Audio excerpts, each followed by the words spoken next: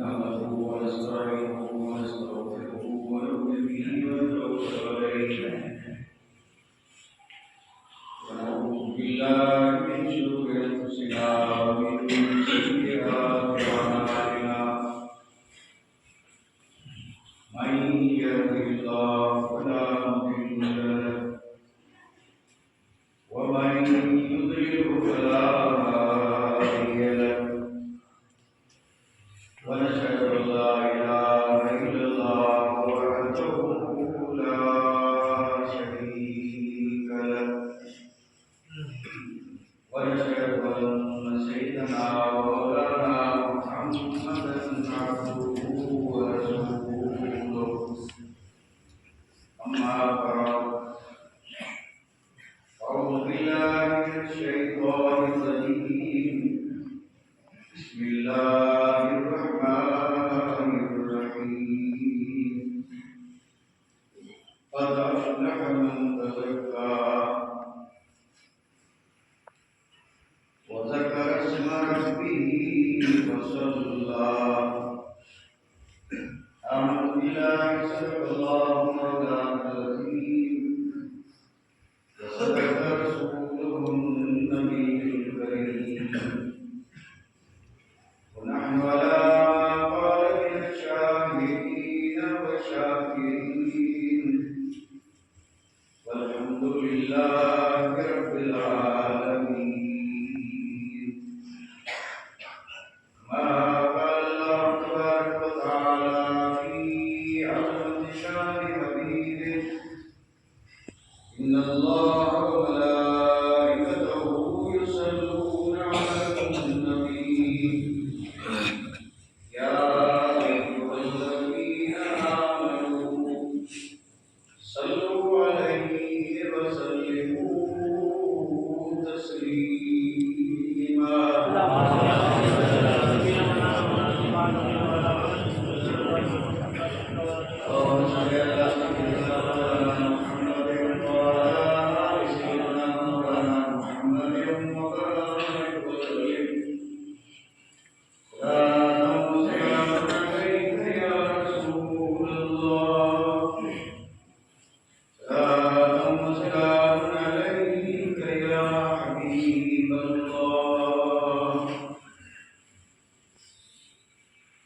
محترم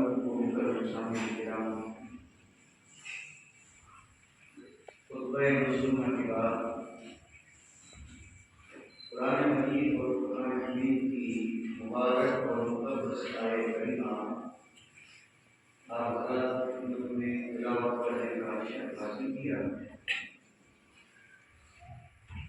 اس آیت کریمہ کی روشنی میں چند ملحوظات آپ حضرات کی خدمت میں عرض کرنے کی سعادت حاصل کرنا ہے. اللہ تبارک و تعالیٰ اپنے حبیب کے صدقے میں اس ذکر خیر کو ہم سب کے لیے دونوں جہان کی سعادت مندی، نیک بختی اور نجات کا ذریعہ اور سبب بنائے. آیت مقدسہ میں اللہ تبارک و تعالیٰ نے حقیقی کامیابی کا ذکر فرمایا. ایک تو کامیابی وہ ہے جسے انسان کامیابی سمجھتا ہے، اور انسان اپنے حساب سے جس چیز کو کامیابی سمجھتا ہے وہ کامیابی حقیقت میں کامیابی نہیں، کیونکہ اس کامیابی کا مدار ہے اسباب پہ. جب تک اسباب ہیں تو کامیابی ہے، اور اسباب نہیں رہیں گے تو وہ کامیابی بھی نہیں رہے گی. لیکن یہاں اس آیت مقدسہ میں اس حقیقی کامیابی کا ذکر ہے جو ایک بندے مومن کو اس جہان میں بھی کامیاب اور اس جہان میں بھی کامیاب بناتا ہے. آیت مقدسہ میں اس حقیقی کامیابی کے لیے 3 چیزوں کو شرط قرار دیا گیا اور بڑی اہم چیزیں ہیں. اب ظاہر بات ہے اس مختصر سے وقت میں ان تینوں چیزوں پر تو میں روشنی نہیں ڈال سکتا، لیکن جہاں تک وقت نے ساتھ دیا تو میں انشاءاللہ عرض کرتا رہوں گا۔ میں اپنی گفتگو کو آج بالکل بغیر تمہید کے عرض کر رہا ہوں، کیونکہ میرا اپنا یہ تجربہ ہے کہ تمہیدیں وہاں باندھی جاتی ہیں وہاں اسٹیج ہو، وقت ہو، اور یہ جمعے کا خطبہ ہے اور اس میں وقت محدود ہے اور وقت کا لحاظ بہت ضروری ہے۔ اس لحاظ سے میں بغیر تمہید کی یہ بات عرض کر رہا ہوں کہ آیت مقدسہ میں حقیقی کامیابی، یعنی ایسی کامیابی کہ اگر اس طرح کوئی کامیاب ہو جائے تو وہ فیل ہو ہی نہیں سکتا، یعنی کہیں بھی وہ فیل ہو ہی نہیں سکتا، اب چاہے وہ زمین پر ہو، زمین میں ہو یا زمین سے اٹھے، کہیں بھی وہ فیل ہو ہی نہیں سکتا، وہ ہر میدان میں کامیاب رہے گا۔ اب اس میں جو تین چیزیں ہیں پہلے اسے سماعت فرما لیں، یاد بھی فرما لیں۔ رب نے ارشاد فرمایا قد افلح، یہ ارشاد باری، اس میں کوئی شک نہیں، میں اس قد کا معنی کر رہا ہوں۔ یہ قد جو آیت میں قد، اس قد سے مراد یہ ہے کہ رب فرما رہا ہے کہ دنیا کے جتنے فیصلے ہیں چاہے جتنے بڑے آدمی کے ہوں لیکن اس میں شک کی گنجائش رہتی اور شک کرنے والے بھی رہتے ہیں، لیکن رب نے فرمایا یہ جو ذکر آ رہا ہے اس میں کوئی شک کی گنجائش نہیں، تحقیق بے شک بے گمان، افلح یعنی بے شک کامیاب ہوا۔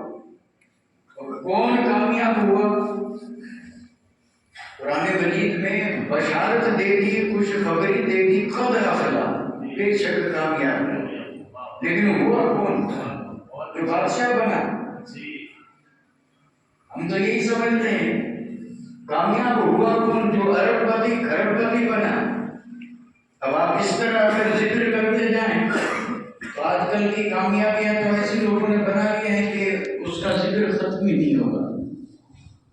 نہیں، رب نے فرمایا کامیاب وہ ہوا من تزکا، جس نے، کامیاب وہ ہوا جس نے اپنے دل کو صاف کیا، کامیاب وہ ہوا جس نے اپنے دل کو صاف کیا۔ آپ کسی بھی آدمی کو دیکھ لیں، اگر ذرا سا بھی عقل ہے تو تن سب صاف کر رہے، تن کی صفائی میں سب لگے، چھوٹے بڑے مرد عورتیں، چاہے جس گریڈ کا ہو، تن صاف رہے سب کو، اور بڑی کوششیں کرتے چاہے جتنی شدت کی سردی کیوں نہ ہو، اور کیسے بھی کر کے پانی گرم ملے تو ٹھیک ہے، ٹھنڈے سے بھی تن کو صاف۔ لیکن قرآن نے فرمایا کامیابی تن صاف کرنے سے نہیں ملے گی، کامیابی ملے گی من صاف کرنے سے۔ تو یہاں ایک بات بالکل واضح ہو گئی، اور وہ بات یہ ہے، اور یہ جملہ میرا آپ ذرا غور سے سماعت فرمائیں، یہ جو میں ذکر کر رہا ہوں قرآن مجید کی روشنی میں، اس میں ثابت کیا ہوا؟ ثابت یہ ہوا کہ جیسے تن میلا ہوتا ہے ویسے من بھی میلا ہوتا ہے۔ اگر میلا نہ ہو تو صفائی کا سوال ہی پیدا نہیں ہوتا۔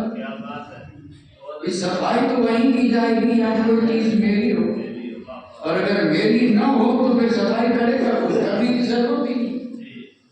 تو یہاں سے یہ بات بالکل واضح ہو گئی، اور اس کو یقین رکھنا چاہیے اس کا کہ جس طرح یہ تن میلا ہوتا ہے اسی طرح من بھی میلا ہوتا ہے۔ اور اب یہاں حکم یہ ہے کہ تن کی فکر مت کر، یہ میلا ہے تب بھی چلے گا، لیکن فکر کر من کی، کیونکہ من میلا رب کی بارگاہ میں نہیں چلے گا، نہیں چلے گا۔ اب یہاں پر یہ بات بڑی اہم ہے کہ تن میلا کس طرح ہوتا ہے سب جانتے ہیں، لیکن من کس طرح میلا ہوتا ہے ادھر ذرا دھیان کم ہے۔ جن چیزوں سے تن میلا ہوتا ہے ان سے من میلا نہیں ہوتا۔ یہ گرد و غبار، پسینہ، ہوائیں، یہ چیزیں لگے تو تن پہ میل جم جائے اور رنگ بدل جائے، یہ چیزیں من کو میلا نہیں کرتی۔ تو من کو پھر میلا کرتی کون سی چیز ہے؟ تو عرض کر من ہے آئینے کی طرح اور اسے میلا کرتا ہے گناہ۔ یہ میں نے ایک جملہ عرض کر دیا، بڑا وسیع جملہ، تفصیل طلب جملہ، یعنی من میلا ہوتا ہے کس سے؟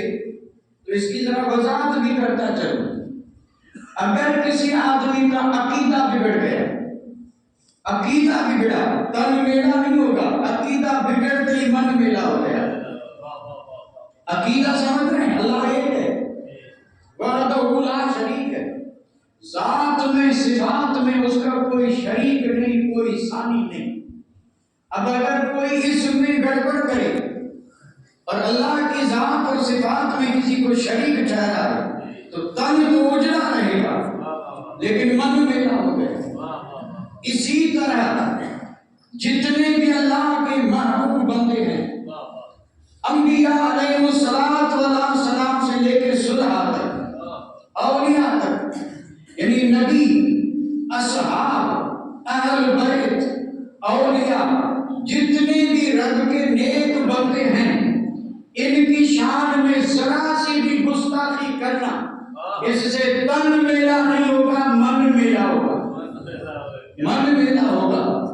اور تیسری بات عرض کر دوں، گناہ جتنے بھی ہیں، گناہ کرنا، گناہ کا خیال، گناہ کا ارادہ، گناہ کے منصوبے، یہ سب تن کو نہیں من کو میلا کرتے ہیں۔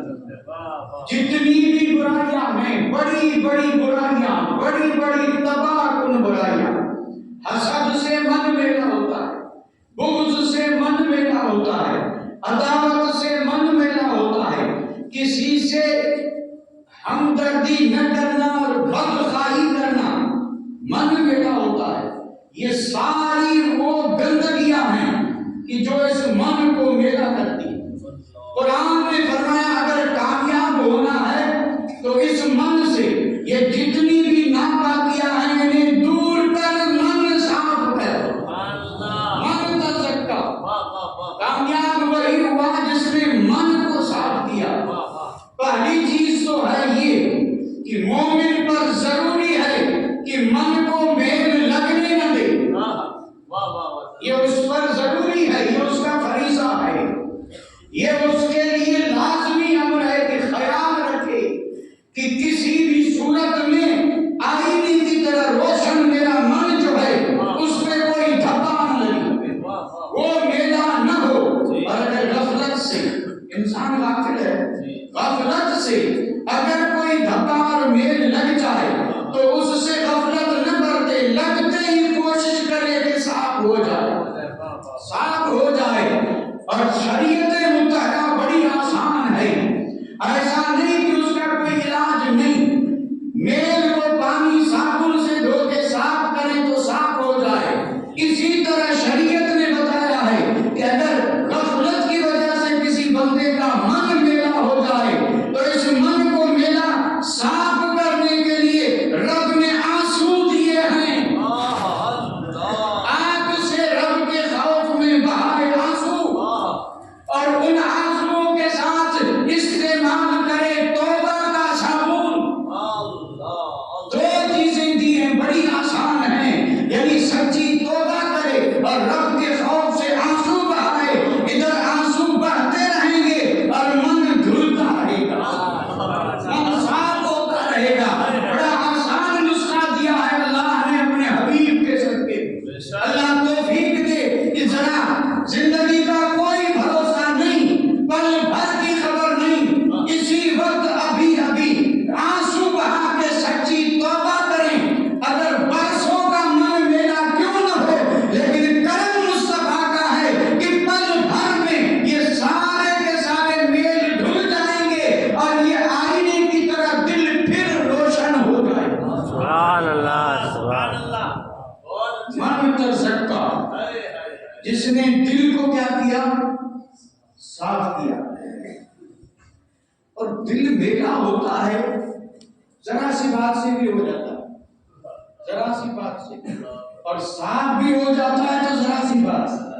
اب میں اس طرح اگر گفتگو کرتا رہوں تو خیر بات تو ہوتی رہے گی، لیکن میں چاہتا ہوں کہ اپنی اس بات کو ایک حدیث پاک کی روشنی میں عرض کر دو اور آپ سے اجازت لے لو. اب اس کے بعد دو چیزیں ہیں، ذکر اسم ربی، یعنی من کو صاف کیا اور اپنے رب کا کثرت سے ذکر کیا، یہ دوسری بات ہے. فصلہ اور نماز پڑھی. یہ کامیابی کی تین ضمانتیں ہیں، یعنی من کو صاف، اللہ کا ذکر اور نماز. الحمدللہ اللہ توفیق عطا فرمائے کہ اس پہ کریں کوشش اور سب کامیاب ہو جائیں. اللہ سب کو کامیاب کرے، سب کامیاب ہو جائیں. بڑا آسان نسخہ ہے، آسان. من صاف کریں، اللہ کا ذکر ہر وقت اللہ ہی اللہ، ہر وقت اٹھتے بیٹھتے سوتے جاگتے ہر وقت اللہ ہی اللہ. زبان پہ اگر اللہ اللہ اللہ ہی رہے گا تو انشاءاللہ رب کامیابی عطا فرمائے. اور پھر نماز تو ہے ہی، نماز میں تو یقیناً کامیابی ہے، کیونکہ نماز جب مومن کی معراج ہے تو پھر یہ کامیابی نہیں تو اور کیا. نماز جب مومن کے لیے نور ہے تو یہ کامیابی نہیں تو اور کیا. نماز جب مومن کے لیے میدان محشر میں دلیل ہے تو پھر کامیابی میں شر ہی کیا ہے. تو حدیث عرض کر رہا ہوں، اور میرا مقصد یہ ہے کہ ہم سب کا ذہن خیال ذرا من کی طرف ہے، اور اس سوچ میں بیٹھے، یہاں بیٹھے میں کوئی عرض نہیں ہے کہ کہیں ہمارے من میں یہ چیز ہے تو نہیں. ہم بھی تو اپنے میں آپ کے من کا جائزہ نہیں لے سکتا سوائے اللہ کے محبوب بندوں کے، کسی کے من کا کوئی جائزہ.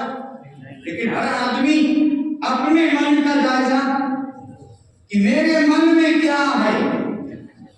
بھائی تن کو تو سب دیکھ رہے ہیں، میں بھی آپ سب کے تن کو دیکھ رہا ہوں. اجلے کپڑے سبحان اللہ، نہا دھو کے سب صاف ستھرے، سرما عطر وطر لگا کے اور جمعے کی تیاری میں آ رہے ہیں. سبحان اللہ، خوشبو مار رہی ہیں اور میل کا کوئی نام و نشان بھی نہیں ہے. سب نہا دھو کے بڑے اجلے اور بڑے صاف، کپڑے صاف، بدن صاف، چہرہ صاف.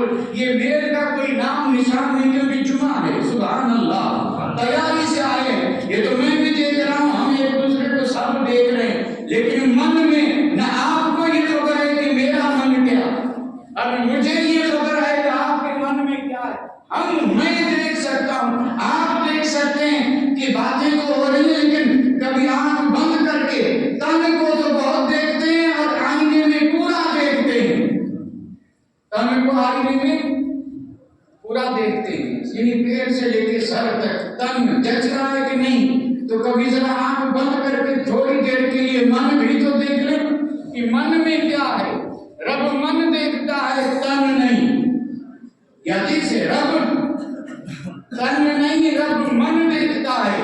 حقیقت میں حضرت بلال کا رنگ سانولا تھا اور ابو لہب انگارے کی طرح تھا. انگارہ یعنی اتنا روشن چہرہ جیسے دہکتا ہوا انگارہ، لال اور سرخی مائل بسفید جیسے گلاب کا رنگ. ابو لہب کا چہرہ گلاب کی طرح تھا اور حضرت بلال کا چہرہ ذرا سانولا تھا یا نہیں تھا. لیکن کعبے کی چھت پہ بلال نظر آیا اور تبت یدا ابی لہب وتب کی آیت ابو لہب کے لیے آئی. تن نہیں صاحب، من من. حضرت انس روایت کرتے ہیں، حضرت انس، اور یہ حضور کے ایسے خادم ہیں سبحان اللہ.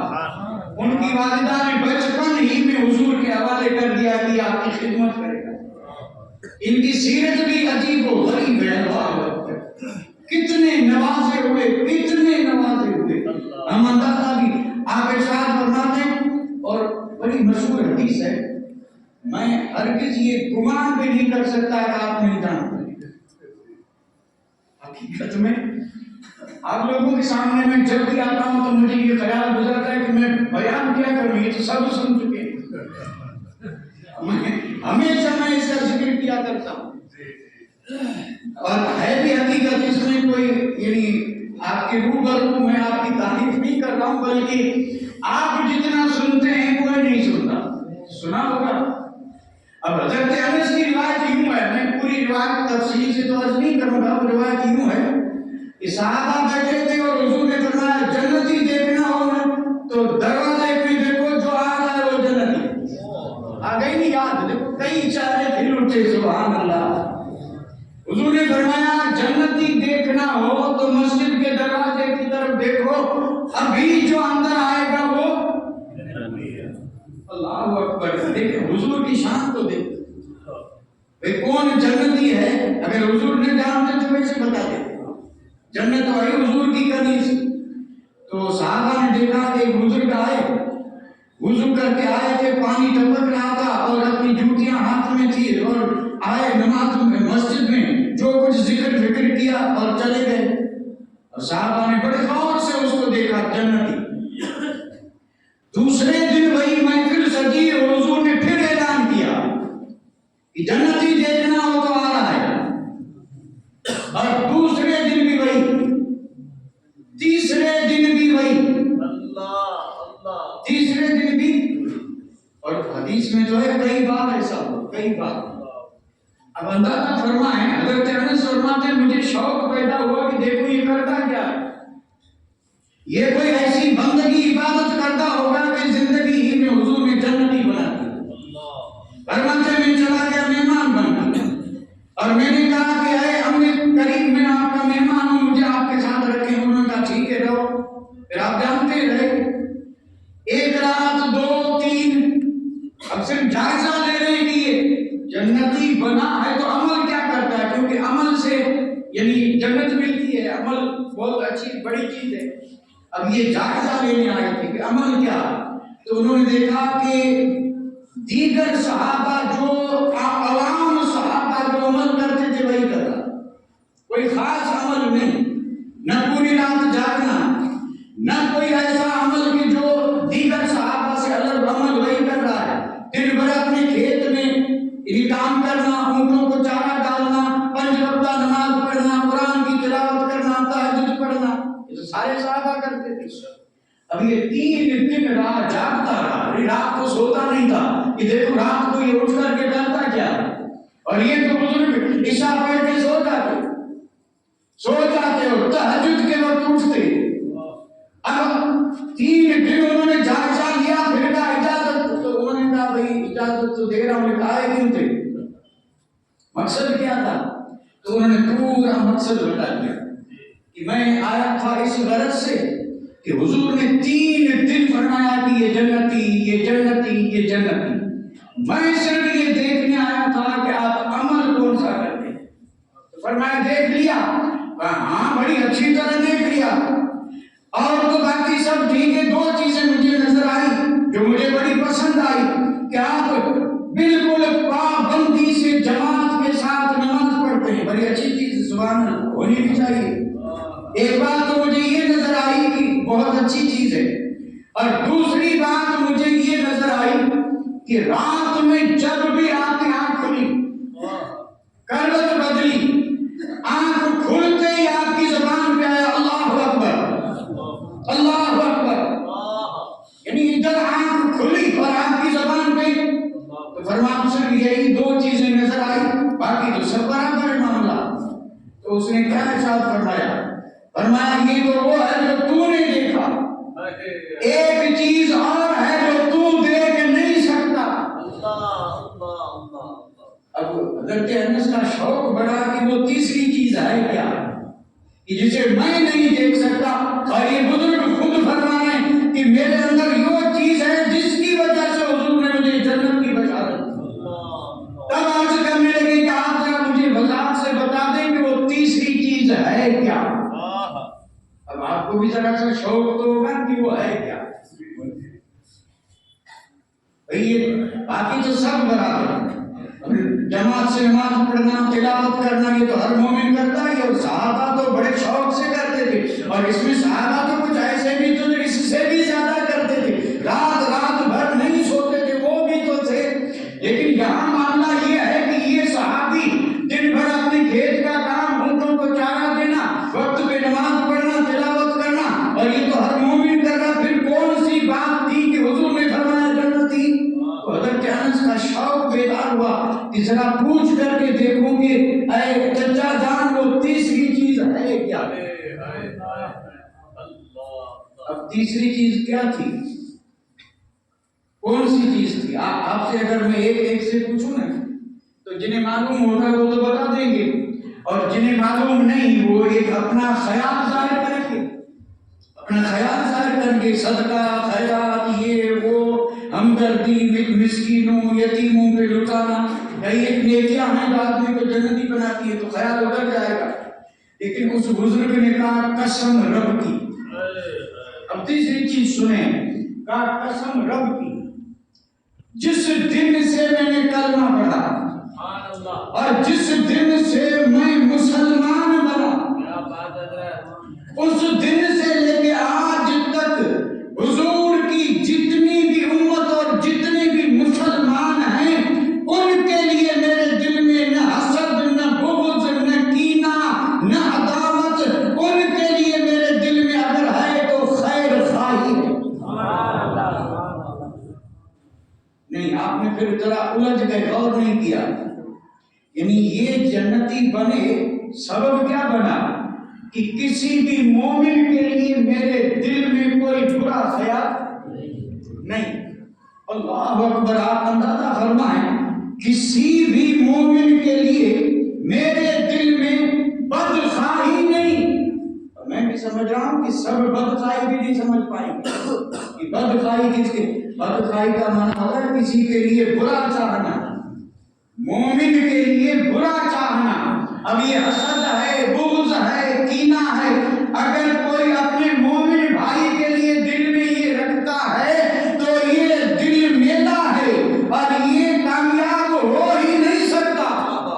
اگر کامیاب ہونا ہے تو پہلا زینہ یہ ہے کہ مومن کو چاہیے کہ اپنے مومن کے لیے اگر رکھے تو دل میں خیر خواہی رکھے، بھلائی چاہے اور کسی کے لیے بدخواہی نہ چاہے، مومن کے لیے حسد نہ رکھے، مومن کے لیے بغض نہ رکھے، مومن کے لیے عداوت نہ رکھے۔ یہ سب دل کے میل ہیں اور یہ کامیاب ہونے نہیں دیں گے۔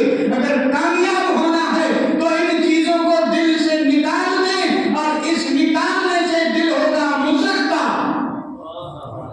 دل ہوگا مزکا اور دل ہوگا مصفا۔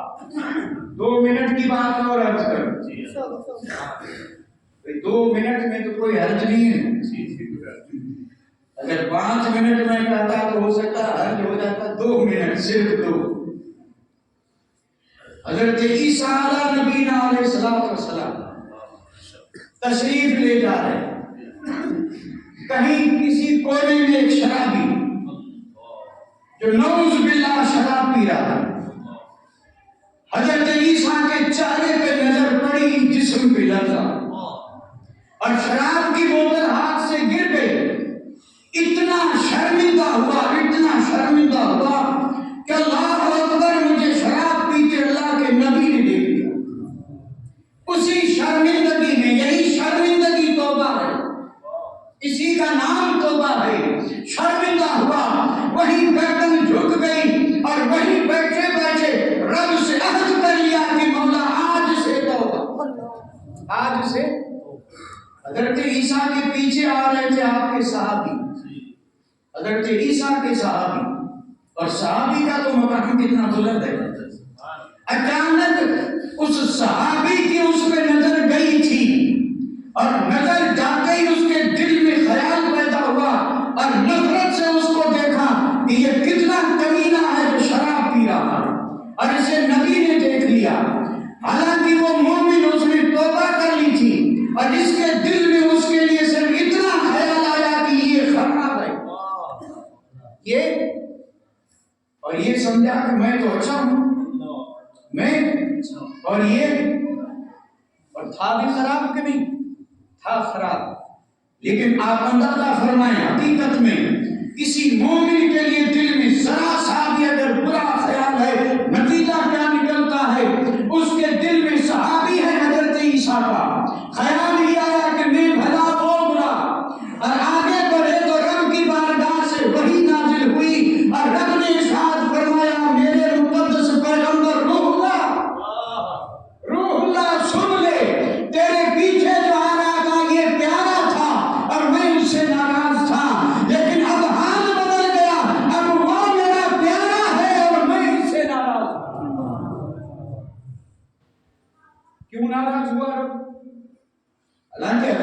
مدرسہ کا صحابی ہے، ناراض صرف اس لیے ہوا کہ اس کے دل میں میل آیا، اور میل اللہ اور اس کے رسول کی ذات کے حوالے سے نہیں، صرف ایک مومن کے لیے توبہ کر کے اور تائب ہونے والے ایک مومن کے لیے یہ خیال آیا تھا کہ یہ برا ہے، اس کے دل میں یہ میل جب آیا تو رب نے فرمایا میں اس سے راضی نہیں ہوں، اور اس نے توبہ کی تھی، میں توبہ کی وجہ سے اس سے راضی ہوں، اور جس کے دل میں یہ خیال آیا کہ میں بھلا ہوں اور یہ برا ہے، اس سے رب۔